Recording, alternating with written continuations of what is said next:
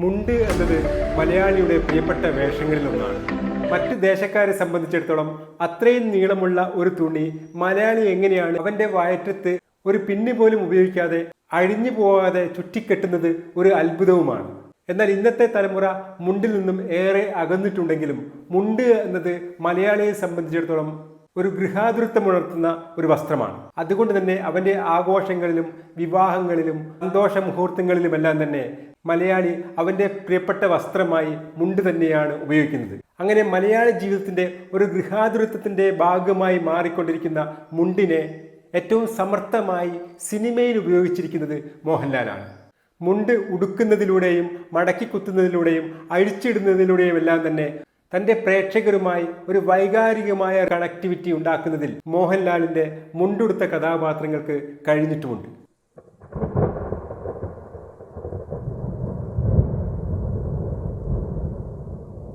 Hello, ഞാൻ PC Sasikumar. എല്ലാവർക്കും cinema കമ്പം ചാനലിലേക്ക് സ്വാഗതം. ഈ വീഡിയോ ഇഷ്ടപ്പെടുകയാണെങ്കിൽ എല്ലാവരും തീർച്ചയായും കമൻറ്റ് ചെയ്യുക, ലൈക്ക് ചെയ്യുക, ഷെയർ ചെയ്യുക, സബ്സ്ക്രൈബ് ചെയ്യുക. മലയാള സിനിമയിലെ മിക്ക നായകന്മാരും മുണ്ടുടുത്ത് വന്നിട്ടുണ്ടെങ്കിലും അതിനെ മലയാളി ജീവിതത്തിന്റെ മിക്ക സാഹചര്യങ്ങളുമായി ഇണക്കിക്കൊണ്ട് ഉപയോഗിക്കുന്നതിൽ ആദ്യമായി വിജയിച്ചത് പ്രേം നസീറാണ്.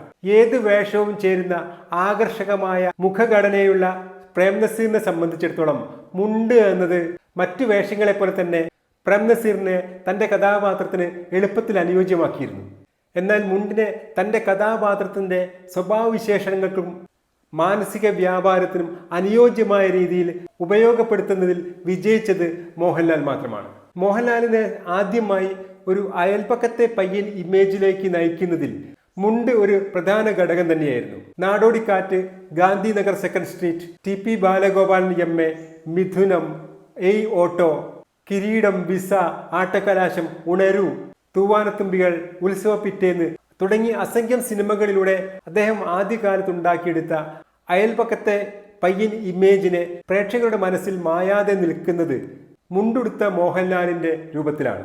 താൻ അഭിനയിക്കുന്ന കഥാപാത്രത്തിന്റെ ഇമോഷൻസ് പ്രകടിപ്പിക്കുന്നതിന് ഒരു പ്രോപ്പർട്ടി എന്ന നിലയിൽ തന്നെ അദ്ദേഹം മുണ്ടിനെ ഉപയോഗിച്ചിട്ടുണ്ട്. പലപ്പോഴും നമ്മുടെ കൈകാലുകളെ പോലെ തന്നെ അദ്ദേഹത്തിന്റെ ശരീരത്തിന്റെ ഒരു ഭാഗമായി ഉടുത്തിരിക്കുന്ന മുണ്ടും മാറുന്നത് പല സിനിമകളിൽ നമുക്ക് അനുഭവപ്പെട്ടതുമാണ്. നമ്മുടെ മനസ്സിൽ തങ്ങി നിൽക്കുന്ന മോഹൻലാൽ കഥാപാത്രങ്ങളുടെ തമാശകളും വേദനകളും നിസ്സഹായതകളും ചമ്മലും വിതുമ്പലും ഒറ്റപ്പെടലും ദീർഘനിശ്വാസങ്ങളും പൊട്ടിച്ചിരികളും പൊട്ടിക്കരയിലുമെല്ലാം നാം ഓർക്കുമ്പോൾ അവിടെയെല്ലാം തന്നെ അലസമായി മുണ്ടുടുത്ത, അത് മടക്കിക്കുത്തിയും അഴിച്ചിട്ടും നിൽക്കുന്ന, അതിൻ്റെ തുമ്പ് പിടിച്ചും നടക്കുകയും ഇരിക്കുകയും കിടക്കുകയും ഒക്കെ ചെയ്യുന്ന മോഹൻലാൽ രൂപങ്ങളാണ് നമ്മുടെ മനസ്സിലേക്ക് അപ്പോഴും കടന്നു വരിക. തൻ്റെ പെങ്ങൾക്ക് വിവാഹത്തിന് കൊടുക്കാൻ ഒന്നുമില്ലാതെ വിങ്ങിപ്പൊട്ടുന്ന സഹോദരന്റെ നിസ്സഹായതയെ പറ്റി പറയുമ്പോൾ അമ്മയുടെ മടിയിലേക്ക് കിടന്ന് അമ്മയുടെ സ്നേഹവാത്സല്യങ്ങളോട് കൂടിയുള്ള തലമുടിയിലൂടെയുള്ള തലോടലെല്ലാം ആസ്വദിച്ച് കിടക്കുന്ന കിരീടത്തിലെ സേതുമാധവനെ പറ്റി നമ്മൾ ഓർക്കുമ്പോൾ നാടോടിക്കാറ്റിലെ മണ്ണെണ്ണ വാങ്ങാൻ പോകുന്ന രംഗത്തിലെ മോഹൻലാലിന്റെ ചമ്മിയ ചിരി നമ്മൾ കാണുമ്പോൾ അവിടെയെല്ലാം മോഹൻലാലിന്റെ മുണ്ടുടുത്ത കഥാപാത്രങ്ങളാണ് നമ്മുടെ മനസ്സിലേക്ക് എത്തുക. അങ്ങനെ ഏതൊരു ശരാശരി മലയാളിയും സ്വന്തം ജീവിതത്തെ മോഹൻലാലുമായി ചേർത്ത് വെക്കുമ്പോൾ അവന്റെ മുണ്ടുടുത്ത ഗൃഹാതുരത്വത്തെ കണക്ട് ചെയ്യാൻ മോഹൻലാലിനെ പോലെ മറ്റൊരു അഭിനേതാവിനും കഴിഞ്ഞില്ല. ഇങ്ങനെ വളരെ റൂട്ടഡ് ആയ, ഗ്രൗണ്ട് ടു എർത്ത് ആയ റിയലിസ്റ്റിക് കഥാപാത്രങ്ങളെ വിജയിപ്പിക്കുന്നതിൽ മോഹൻലാലിന് മുണ്ട് വളരെയധികം പ്രയോജനപ്പെട്ടിട്ടുണ്ട്. എന്നാൽ മലയാളിയെ സംബന്ധിച്ചിടത്തോളം മുണ്ട് എന്നത് എപ്പോഴും താഴ്ത്തിയിടാൻ മാത്രമുള്ളതല്ല. അത് വേണമെങ്കിൽ മടക്കിക്കുത്താനും കയറ്റിക്കുത്താനും അഴിച്ചെറിയാനും കൂടിയുള്ള അവന്റെ മസ്കുലിനിറ്റിയെ ഉയർത്തിപ്പിടിക്കുന്ന ഒരു വസ്ത്രം കൂടിയാണ്. അങ്ങനെ മലയാളിയുടെ പൗരുഷ സങ്കല്പങ്ങളെ കൂടെ ചേർത്ത് വെച്ച മുണ്ടിനെ അതിന്റെ എല്ലാവിധ തിളക്കത്തോടും ആവേശത്തോടും കൂടി അവതരിപ്പിച്ച നടൻ കൂടിയാണ് മോഹൻലാൽ. ദേവാസുരം, ചെങ്കോൽ, സ്ഫടികം, ആറാം തമ്പുരാൻ, നരസിംഹം, നരൻ, 2020, പുലിമുരുകൻ തുടങ്ങി ഏറ്റവും അവസാനം തുടരുമെന്ന സിനിമയിലൂടെ തുടരുകയാണ് മോഹൻലാൽ തന്റെ മുണ്ടിലൂടെയുള്ള ആൺകാമനകളുടെ ഘോഷയാത്രകൾ.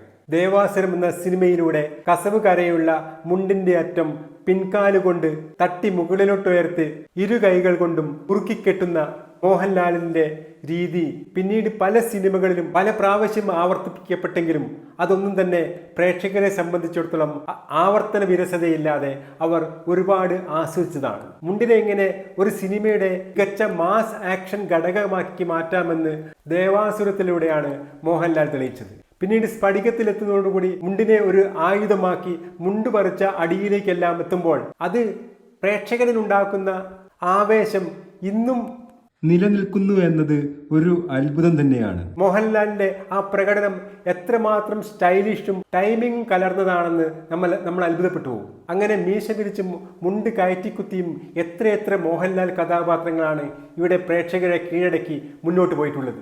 നാട്ടുരാജാവിനെ പോലെയുള്ള അദ്ദേഹത്തിന്റെ ആവറേജ് സിനിമകൾ പോലും മോഹൻലാലിന്റെ ഉടുത്ത മുണ്ടിന്റെ പേരിൽ വിജയിച്ച സിനിമകളാണ്. ഒരുപക്ഷെ പാന്റും കോട്ടും സൂട്ടുമുട്ട മോഹൻലാൽ കഥാപാത്രങ്ങളെക്കാൾ പ്രേക്ഷകരുടെ മനസ്സിലേക്ക് എളുപ്പത്തിൽ ഇറങ്ങിച്ചെന്നതും അവരെ ആവേശത്തിന്റെ മുൾമുനയിൽ എത്തിക്കുന്ന മാസ് രംഗങ്ങൾ ഒരുക്കിയതും മുണ്ടുടുത്ത മോഹൻലാൽ കഥാപാത്രങ്ങളാണെന്ന് കാണാം. തന്റെ എതിരാളികളെ അടിക്കാൻ വേണ്ടി വീടിന്റെ പൂമുഖത്തു നിന്നും മുണ്ട് മടക്കി കുത്തി മുറ്റത്തേക്ക് ചാടുന്ന നരസിംഹത്തിലെ മോഹൻലാൽ, ഉടുത്ത കൈലിമുണ്ട് തുടക്കി മീതെ ഉയർത്തി മടക്കി കുത്തി തുടയിൽ കൈകൊണ്ടടിച്ച് എതിരാളികളെ വെല്ലുവിളിക്കുന്ന നരനിലെ വേലായുധൻ, തന്റെ പിന്നാലെ പായുന്ന പുലിയെ മരത്തിലേക്ക് ഓടിക്കയറി ചാടി വേലുകൊണ്ടെറിഞ്ഞുകൊന്ന് നിലത്ത് കൃത്യമായി ലാൻഡ് ചെയ്യുന്ന പുലിമുരുകനിലെ മോഹൻലാൽ, എന്തിന് ഇപ്പോൾ ഓടിക്കൊണ്ടിരിക്കുന്ന തുടരുമെന്ന സിനിമയിലെ ജനലിലൂടെ പുറത്തേക്ക് ചാടുന്ന ഷൺമുഖം, ഈ കഥാപാത്രങ്ങളെല്ലാം പ്രേക്ഷകന്റെ മനസ്സിൽ നിറഞ്ഞു നിൽക്കുന്നത് മുണ്ടുടുത്ത മോഹൻലാലിന്റെ രൂപത്തിലാണ്.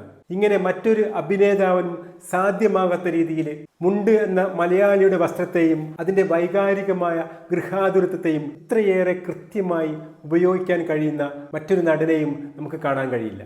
നാം പലപ്പോഴും വിന്റേജ് മോഹൻലാൽ എന്ന് ആവർത്തിച്ച് പറയുന്നത് അദ്ദേഹത്തിന്റെ വിജയിച്ച പല പഴയ കഥാപാത്രങ്ങളെ മാത്രമല്ല, അതോടൊപ്പം അദ്ദേഹത്തിന്റെ അത്തരം കഥാപാത്രങ്ങളെല്ലാം മുണ്ട് എന്ന മലയാളിയുടെ ഗൃഹാതുരത്വവും അലിഞ്ഞു ചേർന്നിട്ടുണ്ട് എന്ന് സൂക്ഷ്മമായി പരിശോധിക്കുകയാണെങ്കിൽ നമുക്ക് മനസ്സിലാക്കാൻ കഴിയും. ഇങ്ങനെ മലയാളിയുടെ ഗൃഹാതുരത്വങ്ങളെ ഇമോഷണലി കണക്ട് ചെയ്യാൻ പറ്റുന്ന മറ്റൊരു നടനുമില്ല എന്നുള്ളതാണ് സത്യം. അതുകൊണ്ട് തന്നെ അങ്ങനെ വീണ്ടും ഒരു മുണ്ടുടുത്ത മോഹൻലാൽ കഥാപാത്രം ഷൺമുഖത്തിലൂടെ പുറത്തു വരുമ്പോൾ മലയാള സിനിമയിലെ മറ്റൊരു ചരിത്ര വിജയത്തിലേക്ക് ആ സിനിമ നീങ്ങുമ്പോൾ അത് മോഹൻലാലിനോട് പറയുന്നത് താൻ മലയാളിക്ക് എന്താണ്, ആരാണ് എന്നതും കൂടിയാണ്. തനിക്ക് ചേരാത്ത കഥയും കഥാപരിസരങ്ങളും കഥാപാത്രങ്ങളെയും കൊണ്ട് കഴിഞ്ഞ കുറെ വർഷങ്ങളായി ലക്ഷ്യമില്ലാതെ അലഞ്ഞു നടന്നിരുന്ന മോഹൻലാലിനെയാണ് തുടരുമെന്ന സിനിമ വീണ്ടും തിരിച്ചു പിടിച്ചിരിക്കുന്നത്. 10 miles to go before I sleep എന്ന് പറയുന്നത് പോലെ ഒരുപാട് ദൂരം മോഹൻലാലിന് ഇനിയും പോകേണ്ടതുണ്ടെന്നും അതിന് അദ്ദേഹം ഇവിടെ തുടരുക തന്നെ ചെയ്യുമെന്നും ഈ സിനിമ നമ്മോട് പറയാതെ പറയുന്നു. ഈ വീഡിയോ നിങ്ങൾക്ക് ഇഷ്ടപ്പെട്ടെന്ന് വിചാരിക്കുന്നു. ഈ വീഡിയോ ഇഷ്ടപ്പെടുകയാണെങ്കിൽ എല്ലാവരും തീർച്ചയായും കമന്റ് ചെയ്യുക, ലൈക്ക് ചെയ്യുക, ഷെയർ ചെയ്യുക, സബ്സ്ക്രൈബ് ചെയ്യുക. പുതിയൊരു വീഡിയോയുമായി വീണ്ടും വരുന്നത് വരെ എല്ലാവർക്കും സിനിമാ കമ്പത്തിന്റെ നമസ്കാരം.